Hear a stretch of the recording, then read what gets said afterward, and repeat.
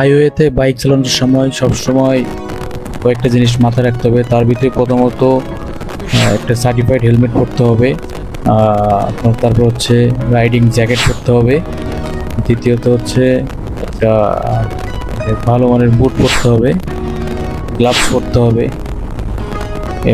ইতিমধ্যে আমরা চলে আসছি পদ্মা সেতু টোল প্লাজাতে। এখন আমরা টোল দিব, টোল দিয়ে পদ্মা সেতুতে উঠবো। আমরা পদ্মা সেতুতে উঠে পড়ছি। আর পদ্মা সেতু বাংলাদেশের দক্ষিণ পশ্চিমাঞ্চলে 21টি জেলার জন্য খুবই যুগান্তকারী উন্নয়ন, এটা বলতেই হবে, কারণ আমার বাড়ি সাতক্ষীরা, আমার জন্য খুবই উপকার হয়েছে। আর এর ভিতরে মানুষের বিশেষ কয়েকটা সুবিধা, তার ভিতরে মানুষ ঢাকা যাওয়া আসার জন্য খুবই কম সময়ে আর কি যাওয়া আসা করতে পারে, যেটা আগে ফেরিতে লাগতো অনেক 10 ঘন্টা 12 ঘন্টা, কোনো সময় ফেরির জন্য 6 ঘন্টা 7 ঘন্টা ওয়েট করতে হয়েছে। তারপরে পদ্মা সেতুর কারণে ব্যবসা ও শিল্পখাতের জন্য ব্যাপক সুবিধা হয়েছে। আর 3 নম্বর হচ্ছে রেল যোগাযোগের উন্নয়ন হয়েছে।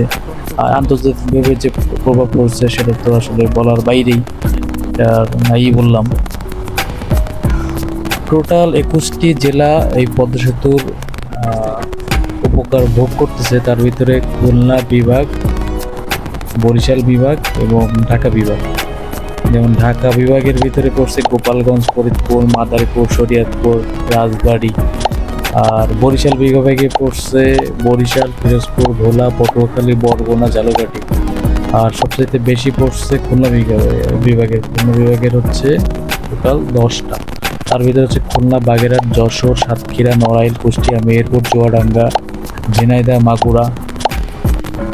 সর্বশেষ এটাই বলতে চাই যে আপনারা যখন হাইওয়েতে বাইক রাইড করবেন তখন আপনাদের গতি নিজের কন্ট্রোলে রাখবেন, কোনো লেন পরিবর্তন করবেন না। দৃষ্টি এবং মনোযোগ সবসময় কঠোরভাবে এটা মনে রাখুন।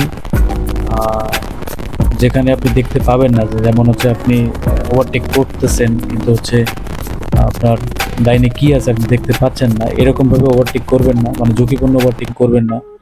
আর হাইওয়েতে চলাচলের সময় ট্রাফিকের আইন মেনে চলবেন, ধীরে ধীরে মানে সময় বাড়ান, একসাথে অতিরিক্ত স্পিডে যাওয়ার কোনো প্রয়োজন নাই, ধীরে ধীরে যান।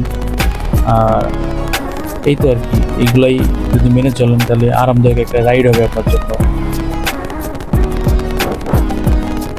আজকে এ পর্যন্তই, সবাই ভালো থাকেন, সুস্থ থাকেন।